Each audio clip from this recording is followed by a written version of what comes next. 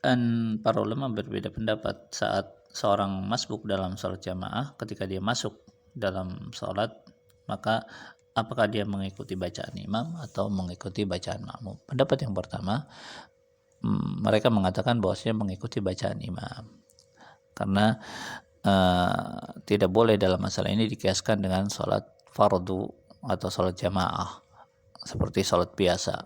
Pendapat yang kedua mengatakan bahwasanya mengikuti bacaan makmum, artinya seorang makmum ketika masuk ke dalam sholat jenazah dalam keadaan masbuk, maka dia tetap membaca Al-Fatihah, tidak mengikuti bacaan imam. Ini dikiaskan dengan sholat fardu. Pendapat inilah pendapat yang lebih kuat, dan yang menguatkan pendapat ini adalah saat dia masuk dalam sholat jenazah dalam keadaan masbuk, maka dia tahu apa yang harus dia baca. Tapi jika mengikuti pendapat yang pertama, jika dia tidak tahu imam itu sudah takbir yang keberapa, maka dia bingung. Dia akan membaca bacaan takbir yang keberapa.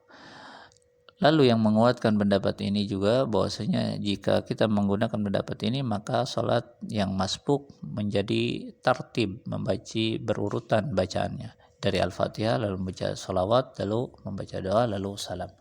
Namun jika mengikuti pendapat pertama, maka tidak berurutan. Misal dia masuk ke rakaat ketiga, imam membaca doa, maka dia membaca doa. Lalu masuk ke takbir yang keempat, maka salam bersama salam, maka dia melanjutkan ke takbir yang ketiga, yaitu membaca Al-Fatihah lalu membaca sholawat. Jadi tidak beraturan.